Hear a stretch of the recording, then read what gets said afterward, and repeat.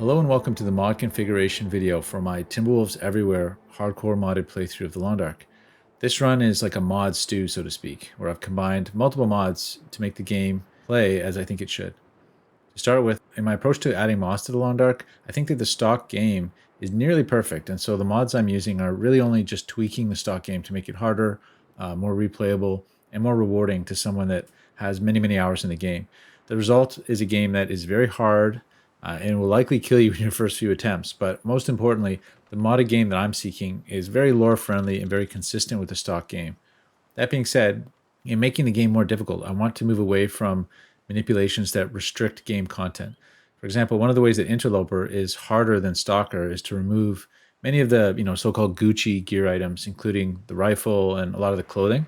And there's also special items that are gone, like the flashlight and other interesting items that are restricted in Interloper. And so for someone who plays on the Interloper loot table exclusively, it's hard not to feel like you're missing out on all this awesome kit from the Stalker loot table. Other player-based challenges might involve restricting game locations. For example, if you play Outerloper, that's a challenge where you only occupy outdoor locations. So instead of restricting what you can have and where you can go, I want the environment to be harsh enough to kill you with all that game content in play. So the Timberwolves Everywhere mod loadout and config makes the game hard enough to warrant the Stalker loot table. Another aspect of the Long Dark difficulty that I've thought about a bit is condition regeneration. So traditionally, we make the game harder by using custom modes that have reduced condition recovery. For example, the primary challenge in the Deadman custom challenge is that there's no natural condition recovery. So while this is challenging, it is a bit technical and annoying because you have to be so careful about your condition loss. And there should be cases, I feel like, you can actually just use your condition to be able to achieve something special without it being gone forever.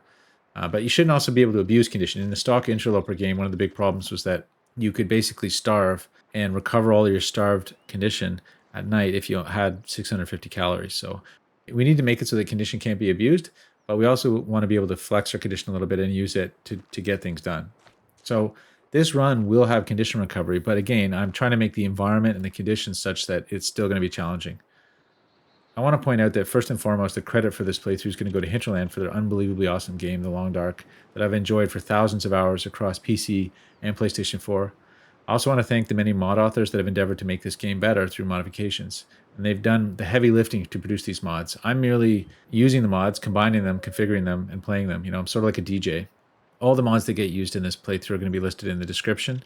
So without further ado, let's get into the Timberwolves Everywhere mod config. This video is broken into 3 sections. In the first section, I'll go through each of the mods I use and tell you why I chose them. In the second section, I'll go over the configuration of each of these mods within the game in the mod settings menu. And in the third section, I'll go over the in-game custom survival mode settings that I use in order to tie the whole thing together to create the whole experience. And at the end of the video, there will be a link to the playthrough series, and I'll also have a link down in the description. So this mod config is currently running on the Long Dark build 2.0299904S, and it's using Melonloader 0.5.4. Sometimes when they update the Long Dark, it breaks mods. So it either breaks the Melonloader or it breaks the mods themselves, and we kind of have to wait for the mod authors and Melonloader to be updated. To avoid disruption in this way, what I typically do is make a copy of the game directory, move it elsewhere from the Steam install so that if Steam updates the game, it doesn't automatically overwrite my modded version. So in terms of going over the mods, I've broken them up into sort of core gameplay mods that I think change the gameplay in meaningful ways, and then some quality of life mods that do very minor changes to gameplay to sort of make your life a little bit easier. All of these mods are available through the open web. The website that I discovered most of them through is Spaceman's website. I'll put the link right here. It's also in the description. If you want to figure out how to install mods, he has a section on this. I actually did a video on this as well, but honestly, just following his instructions right here is the easiest way to do it, and that's how I did it. So I suggest if you want to install mods, go ahead and follow the Melonloader install instructions here and go on to do the mods. Let's start with Timberwolves Anywhere by DS5678. This mod allows you to replace any of the stock wolf packs in the game with Timberwolves, or alternatively, you can switch them to regular wolves. So for the Timberwolves Everywhere series, we're going to replace all the wolves in the game with Timberwolves, which sounds a little extreme, but the reason for it is that in the stock game, regular wolves are a little bit broken in the sense that they're just really easy to defeat. You can defeat them with a torch, you can outwalk them, so-called walking the dog. And the other thing is they don't really behave as a pack. So one wolf is stalking you, the other wolves will kind of ignore you. So the regular wolves are actually kind of a pushover, and the Timberwolves are not, because they act as a pack. They can outrun you and will nip at you when you're trying to run away. And they have a pack morale, so when you attack them, basically, they don't immediately get defeated. You have to sort of like, fight them for a while, and it's just a bigger challenge. I've always found that the Timberwolves just seem to behave more like real wolves, so I like them better. And so I kind of see them as upgraded wolves. The only drawbacks with them that I can see are that they can be a little bit annoying in the sense that they detect you quickly and then they hound you relentlessly, but that's kind of also something I want. I think the main thing I don't like about the Timberwolves is that they don't howl like the regular wolves in the distance, and that's a big loss for me. The game really, it's sort of an iconic part of the game to hear that howling. So it's unfortunate. It is what it is, though, and I'll take gameplay over the aesthetics. So in this case, we're going to go with Timberwolves Everywhere, guys. Next is Cannery Manufacturing 1.4.0, also by DS5678. First of all, what it does is you can start with all the rifles and all the revolvers in the game broken, and the flare guns if you want, but you can start with all these weapons broken, and they're repairable at the cannery.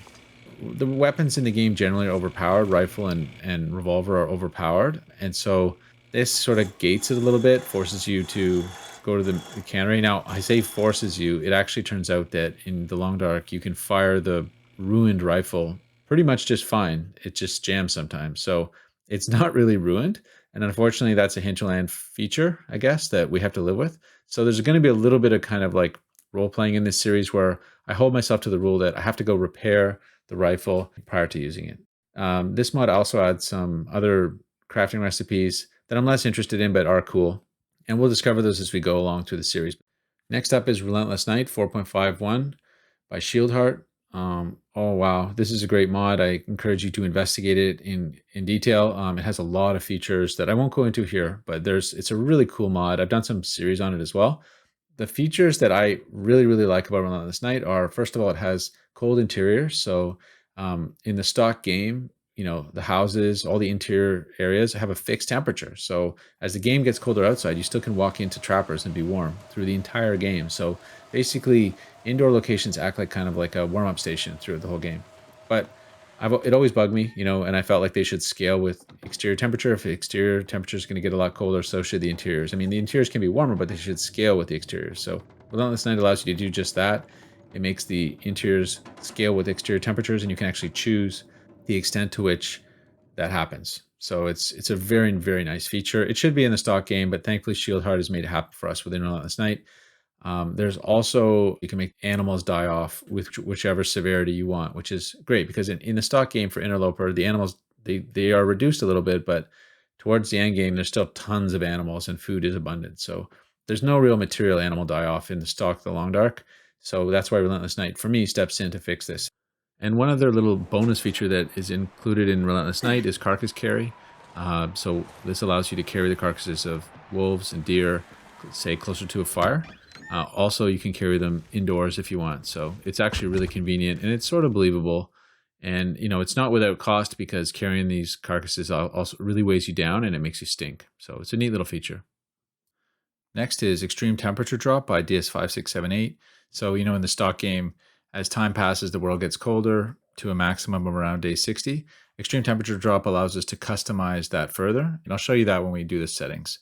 Another really good mod allows us to titrate the difficulty of the game. Okay, Fire Pack by DS5678. Fire Pack introduces a bow and drill and an ember box, which are two different fire starting tools, which are cool. I actually don't use them that much though, because fire starting is so easy in the Long Dark. Basically, there's so many matches around that you don't ever have to use anything but matches. So nevertheless, Fire Pack does incorporate a really important change in the game, I think, which is an option to eliminate the pulling of torches from fires, which to me is a critical tiny change that makes the whole game different. And we'll talk a bit more about that later, but in a stock game, you can spam torches from fires, and torches allow you to torch chain, so you can always walk with a fire. They allow you to scare wolves off easily. They allow you to transit through caves. So basically, torches are extremely useful and powerful in this game.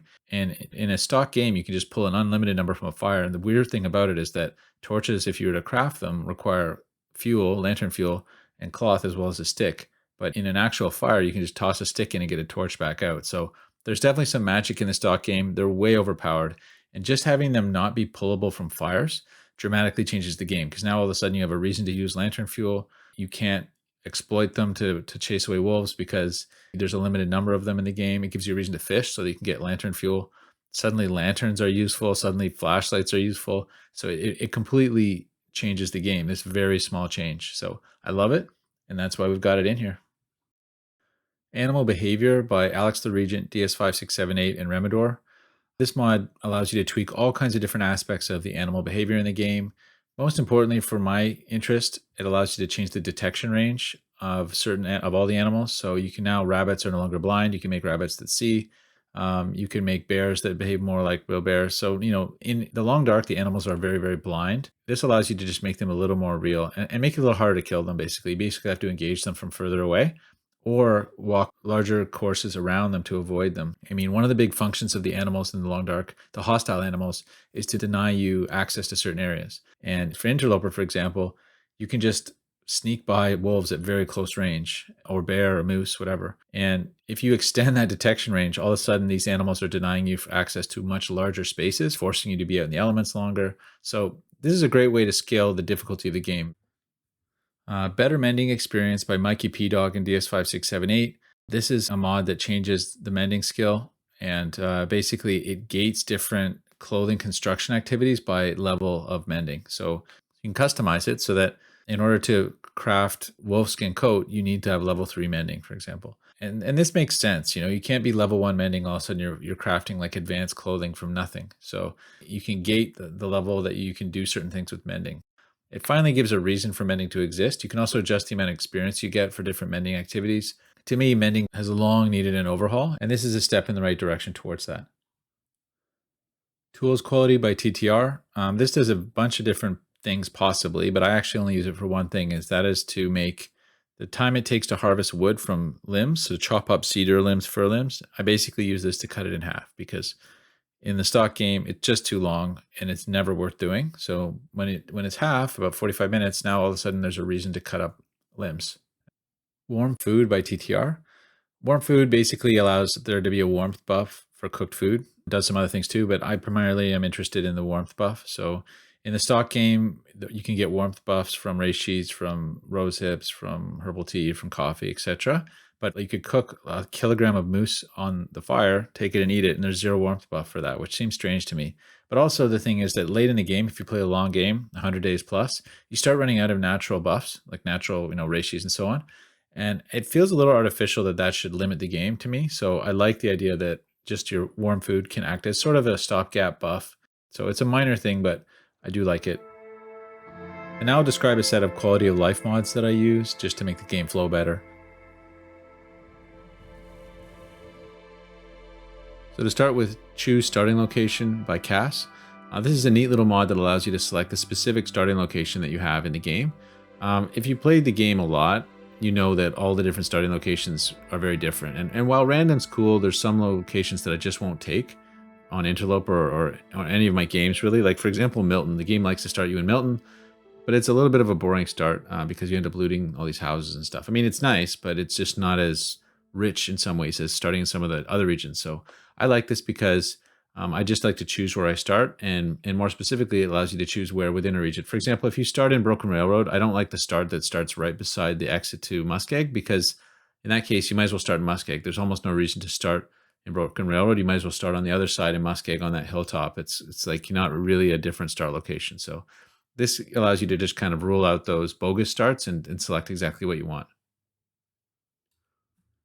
Choose Starting Gear by Cass allows you to either just overwrite the starting gear with what you want, or you can just add to the default starting package. And in our case, what we're going to do is add to the default starting package. What I found is that when you have Timberwolves everywhere, there's a very high chance that right upon spawn, you're going to get detected and killed by the Timberwolves. So what I've decided to do is add a single flare as a starting item so that there's a chance that you'll survive the first day. And it is a bit of a nerf because finding matches is really one of the big challenges in the early game. But I found that one flare really, it allows you to start one fire and or chase off one pack of Timberwolves, basically, so that you don't die right off the bat. I found that it just adds a little bit of balance to it. Bleak Bridge by DS5678. This puts a bridge into the Cannery workshop. It's a great thing, so you don't have to do the acrobatic maneuver to get in every time. You know, doing that crossing of all the roofs and over the catwalk and everything to get into the cannery, the first time is fine, but to have to do it every time is super annoying. So this just cuts it out. Enable status bar percentages by zeobviouslyfakeacc. This allows you to see the actual percentages of each of your critical needs, your condition, in the inventory screen. FreeLooKinCars by WulfMarius and zeobviouslyfakeacc. This allows you to look a little bit further over your shoulder in cars. In the stock game, looking around in cars is artificially restricted. You should at least be able to look over your shoulder through the back windows to kind of see if there's a bear there, for example. And you would be able to do that in real life. So this just makes that a little less annoying. Movable Containers by Zorgesho. This is a neat little mod that allows you to move some of the basic containers like those green boxes or backpacks around just a little bit in the game to make them more convenient. So if you're in a cave and there's like a box at the back of the cave, you can just move it up to the fireplace to use it for storage there. Very small quality of life improvement, but a good one. Worst Gear First by Deerie. This allows you to produce from the radio menu the worst condition item of a set. So if you have 2 bows, this will draw the worst bow. If you have a couple of torches, this will draw the worst torch. I always want to get rid of my worst item first. The stock game does the better one first, which is annoying because if you have multiple bows or multiple torches, you end up using the good one down, and then you have a whole bunch of sort of mediocre torches or bows, as opposed to burning through the bad one first and getting rid of it. Better Stacking by DS5678. This just allows things to stack better in your inventory, so matches stack and other things that produce annoying sets of entries in your inventory will stack into one item. Ankle Support by WulfMarius, zeobviouslyfakeacc, and Remodor. This is a mod that tweaks the way sprains happen, so it actually makes it so that certain footwear are less likely to produce sprains. So when you get nice hiking boots, for example, you're less likely to get sprains. I just think that's nice. Sprains, do they actually affect gameplay or are they just annoying? It's a bit of both, but this allows there to be some sort of like immersive logic to sprains as opposed to just this nuisance that always happens, regardless of what you're wearing. In this section, we're going to go through the configuration of all the mods that we've previously described that have mod configuration settings. So let's go into the game. Okay, so we go Options, Mod Settings, and we'll start with Animal Behavior. So Animal Behavior in the beginning has a section on Special Behavior. So wolf stalking behavior when aiming. This is the behavior of the wolf when if the wolf's approaching you and it's stalking you and you aim at it. In the stock game, the wolf will charge automatically. This adds a little bit of variability to that. So this means that basically when you aim at the wolf, it'll charge 70% of the time and it'll test that every 2 seconds. So there's just a little bit more flex in how the wolf responds. When the wolf's holding its ground, like this is where if you have a fire going or if you drop a torch or something, the wolf holds its ground. Basically, this is altering the accuracy with which you have to aim at the wolf in order for it to flee. Also changing the probability of it fleeing. So there's a 50% probability that it'll flee when you do that, when you aim with 94% accuracy at it. And it'll check that every 1 second. Once again, just adding a little bit of variability to the wolf behavior when they're holding their ground. Rabbit stun. So here we've got the ability to kill rabbits now on hit with the rock. So that's actually great because it's generally just kind of annoying. Once you hit a rabbit, that's the part that is the challenge, I think. Getting up to the rabbit and picking it up is kind of a pain. So I like that this just allows you, sometimes to kill it, and also we increase the stun duration from 6 seconds to 8 seconds, just to give you that extra second to get there and pick it up. It's annoying when they run away, and I don't find it particularly an interesting dynamic. Animal bleeding, I just added stackable bleeding, so basically multiple hits can make the animal bleed faster. Yeah. And I think I tweaked here. I just changed the lifetime of blood drops on the ground to be slightly longer in high winds, but otherwise the other settings are stock. That's just mostly cosmetic. Regular wolf, we don't care about much because we're playing with Timberwolves, guys. So let's go down to the Timberwolf. Basically, I maxed out the Timberwolf smell range so they can smell you from as far away as it will allow. These are going to override the wolf smell detection, sight detection, and hearing detection that are encoded in some of the custom settings. Detection range I creeped up a little bit from vanilla, so I thought vanilla Timberwolves are pretty good actually. They can see you from far away, like brutally far, I would say, and they can also hear you from far away. So I didn't feel like I needed to increase that much. I just increased the smell range a bit because I thought, in real life the wolves would be able to smell you from miles away. So I thought that should be maxed out. Otherwise, that's stock. Deer. I modified the deer. I made it so that they can see you further from 40 up to 70. They can also hear you almost twice as far away. So the deer are a little more savvy now. They're not, you can't just walk up on them. They will flee. You have to sneak up. You have to hunt them a little more realistically.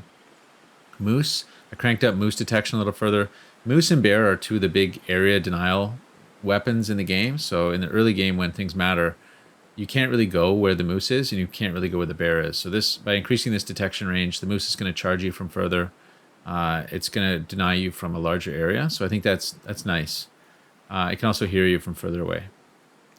Rabbit, basically I made the rabbit detect you a little further. It was essentially blind in the stock game, so now it can detect you at 40, and it can hear you much further away. So just like the deer, you have to kind of sneak up on the rabbits more and hunt them a little bit more. The bear, smell range is maxed out. It charges a little bit further, 30 meters instead of 25. It can detect you further, so 90 instead of 60. It can hear you further. Yeah, so those are the settings for animal behavior. Ankle support. I took the stock settings for ankle support, so they feel pretty good. Better Mending XP. So this is where we choose which levels of mending you need to craft certain items. So for the rabbit and deerskin items, I gated it by level 2 mending, which is not too severe. Moose, wolf, and bear is level 3. That's a bit more severe. You know, level 3 mending is fairly late game. So yeah, and the XP that you get for these items, I chose it somewhat arbitrarily. So we'll have to see if that actually plays well. I haven't really been able to test it. The main thing is going to be obviously the rabbit and deerskin experience, because that's going to get you into moose, wolf, and bearskin. Once you have that, who cares really what you get experience-wise for those? So these are the two important values here. Cannery Manufacturing. I made it so you can craft gunpowder at a regular workbench. This is good because we don't want to carry sulfur and stump remover all over the map. It's just annoying. So this allows us to break it down into gunpowder. Starting the game with a cannery code sheet. This, in theory, allows you to approach the cannery from both sides. You can go from either Muskeg or from Ravine. I find it a bit annoying that they force you to go get the code sheet from the top area before you go to the cannery. So I like that this is starting with the cannery code sheet. Unfortunately, it also essentially just unlocks the cannery. So it doesn't just give you the code sheet, it actually unlocks the cannery so you can go in during the day. And it sort of bypasses that issue where you normally have to unlock it and use that number pad during an Aurora. So I'm going to have to roleplay that part and force us to still use an Aurora to open the cannery. And unfortunately, for the room in Blackrock that has the same tools, the weapon station and the ammo station, that is not affected by this mod. I wish it was. Basically, if we want to go there, we're going to have to go up into the mine to get the code for that. So revolvers we won't have in this game, but they would start ruined if we did. Rifles are going to start ruined. Distress pistols are not. There's a couple extra pieces of loot that Cannery Manufacturing adds. They're like boxes of bullets, boxes of shell casings, and things like that. Things for ammo manufacturing. It adds them to the game. I kind of like them. We're going to do a fair bit of shooting, so I thought let's add it. But I did add them with the same frequency as interloper loot. So we're going to be using medium loot through this run. It's adding them with the same frequency as with low loot. So I like the frequency of loot in interloper. I just don't like that it restricts the variety of loot. Choose starting gear. We're doing starting gear default plus, and we're not adding anything except for within the tools menu, we're adding one single red flare. And the reason for this is that I described it before. In this mode, you're likely to get detected by the Timberwolves straight off, and they will just kill you if you don't have a flare, which makes it a little bit sort of like you don't want to start like 10 times to get a run that starts. This allows you to just get through that first pack of Timberwolves, and then you're on your own after that. So the starting location, you know, random is really, really cool. I love random starts, but at this point, having played the game so much, you know, there's a lot of starts I don't want because either I've played them a lot or just they're not right. Like, for example, Mountain Town. You know, I don't want to start Mountain Town. I mean, it's a good start in the sense that there's a ton of loot, but it's kind of boring. You know, Pleasant Valley, again, a good start, a difficult start. I've done it a lot. Timberwolf Mountain I did on Classic Deadman. Desolation Point's a good start. I've done starts there, and there's a lot of great loot. Bleak Inlet is a pretty rough start. It's horrible, really. But on the other hand, we're playing with Timberwolves Everywhere. There already were Timberwolves in Bleak Inlet, so a start in Bleak Inlet is not going to be that different. So I thought, you know what, let's not do that. Plus, it's hell. I was thinking of a terminal region, so kind of working in from the edge would be cool. Ash Canyon is brutal because with one flare, you might get away from your first Timberwolf pack, but you're not going to get away from your second and third Timberwolf pack. They will just run you down and kill you. There are some technical ways to start Ash Canyon where you can max it out. I don't really know them that well, and frankly, they depend a bit on luck, I think. So this is a lucky start. Like if you get through this start alive, you're lucky. Blackrock's a potential. I thought a little bit about Blackrock. We could do Blackrock. Hush River Valley is a great start. It's a difficult start. It's a brutal start. The one thing is with no torch pull and we have our one flare, there's a very good chance that you won't be able to get through the exit cave because you'll have used your flare to get away from a pack of Timberwolves and you won't find matches. So you may not be able to get through that exit cave to Mountain Town. And then the other thing about Hush River is then right away you're in Mountain Town, which is a loot fest. So it's kind of like not great for this run. Broken Railroad, I was thinking could be a good start because it's terminal. It has enough loot to sort of start you off. It's not that chancy in the sense that it just doesn't depend on the dice roll to see if you can survive the first day or not. It's still a real pain to get out of. It's a long, brutal walk, and once you get out of it, you just got to stare down Muskeg, which can be brutal and is full of Timberwolves. So it's a harsh start. I'm not even sure I can survive this start. But the other thing about Broken Railroad is in all my early Voyager runs, I spent, for some bizarre reason, a lot of time in Broken Railroad. There were fewer regions back then, and for some reason the game liked starting me in Broken Railroad, and I'd always get banged up in Maintenance Shed and not know where to go, not know how to get out, just be hounded by the wolves, cold, starving, just miserable. And I never, like for many, many runs, I never found the way out of Broken Railroad. So it has a special dark place in my heart, and I don't know, kind of want to go back there. So I think we're forcing it to Broken Railroad for this run, but I do encourage you to try random, and I'm going to try random with this mode.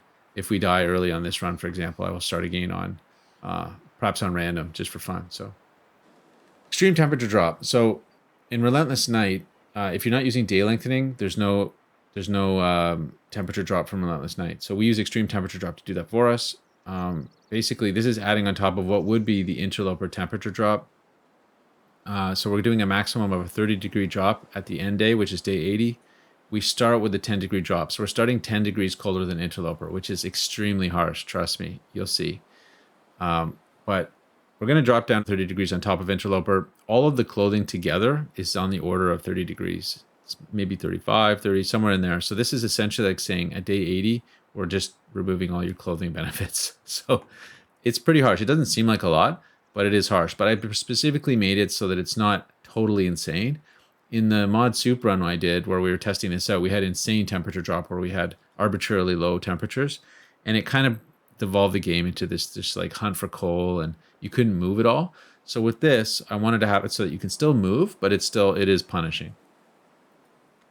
Fire pack, all the defaults here except no torch pull. So this is the best. It prevents you from pulling torches from fires. You have to craft your torches or find them. Best setting ever. This is the gear spawn setting. So I believe this just only affects things that are added by mods, like loose like items found around that are added by mods. I think, for example, like in Cannery Manufacturing, the addition of those ammo boxes that you find around, ammo crafting boxes. I don't think there's anything else that we've added to the game like this. So anyway, but at any rate, I put it at the same rate as interloper. That's sort of because we're going to be using medium loot, and I like interloper loot frequency. So whatever this adds, if it adds anything, it's going to be at the interloper loot frequency. Relentless Night. So Relentless Night, we are not doing day lengthening. We have no perpetual night endgame. Therefore, the endgame start date, it's set at 100, but that's not relevant to us. No permanent aurora, of course. Minimum air temperature. This is my old settings, but it's not relevant, the negative 100, because this is, if you read on the right, it says temperatures do not drop unless nights are set to get longer. So we are not doing that, so this is not acting.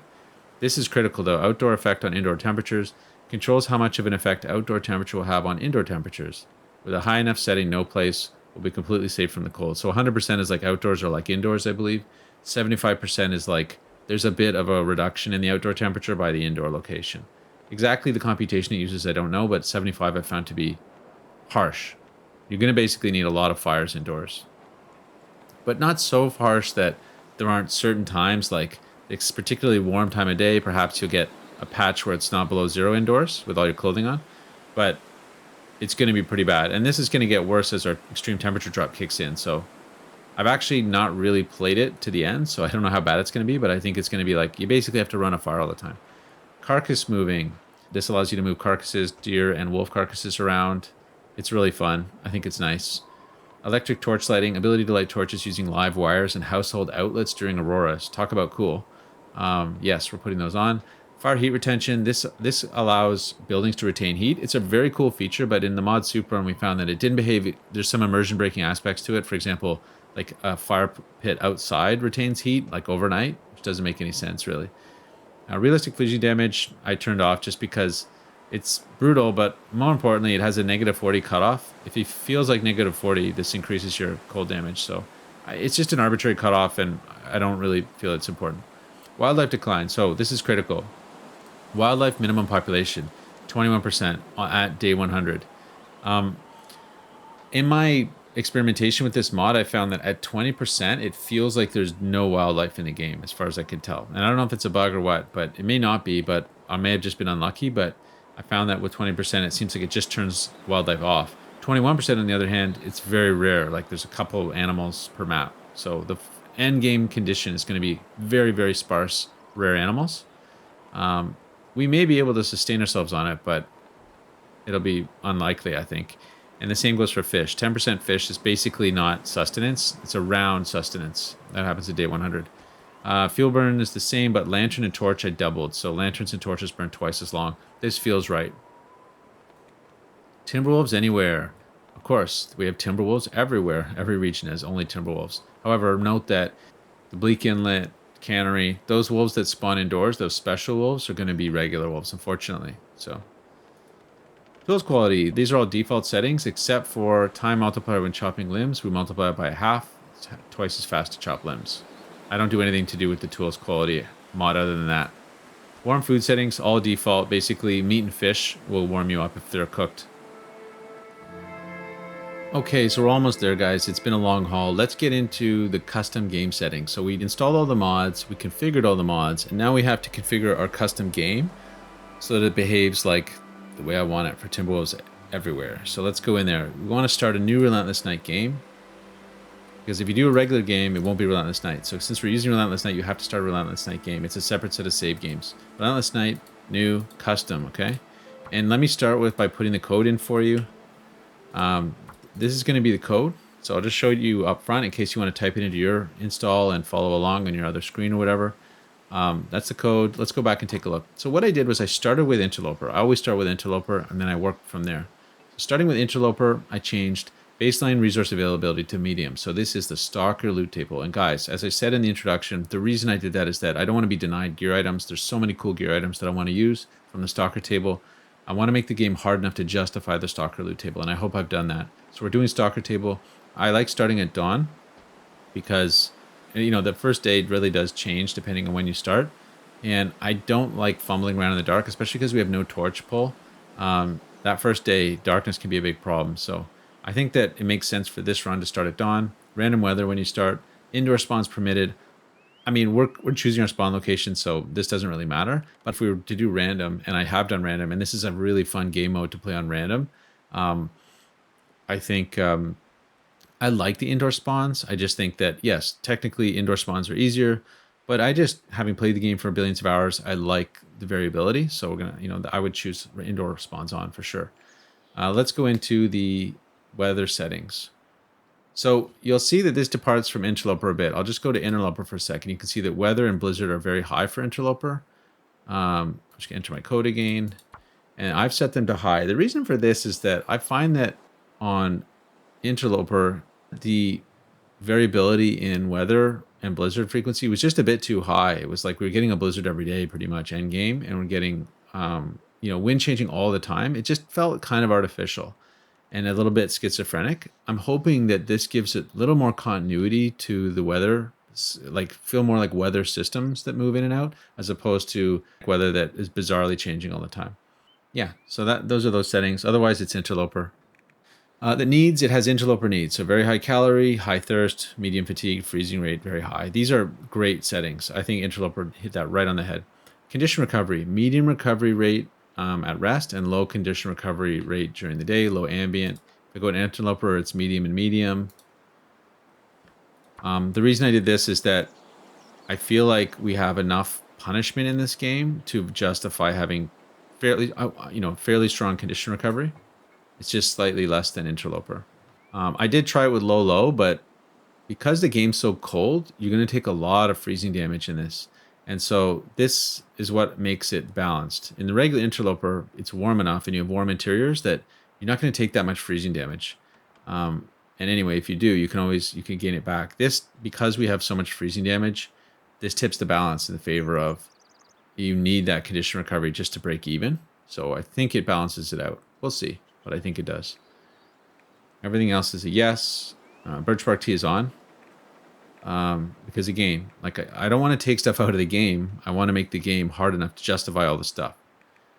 Okay, loose item availability is low, so the frequency of stuff is Interloper. However, rifle's on, yes.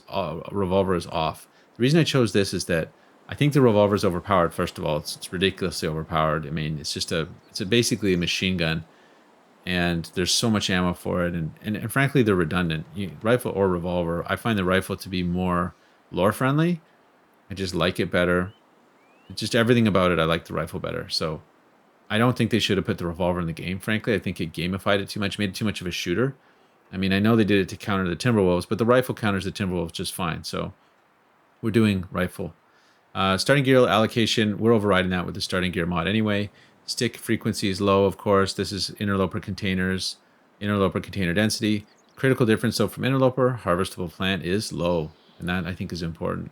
I've always liked to play harvestable plant low because on interloper and everything else, it's insanely high. It has interloper animal frequencies. Just skip that.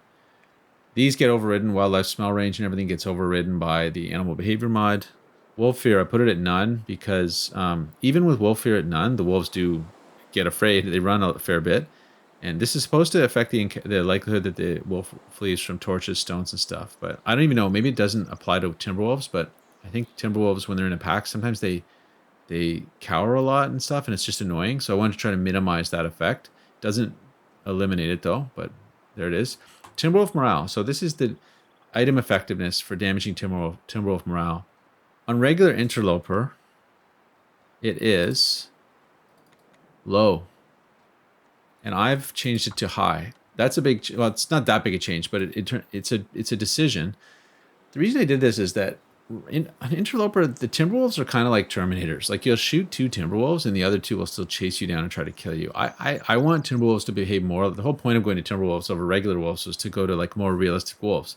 If you shoot a wolf from a wolf pack, I'm sure the rest will scatter, like, you know, and there won't be this Terminator effect. If you watch my classic Deadman run, there was a time where we were in a cave and like 4 or 5 Timberwolves came at us and we shot 4 of them. They just came one at a time after us. Even though we were killing them, they're just piling up. It was like a suicide assault.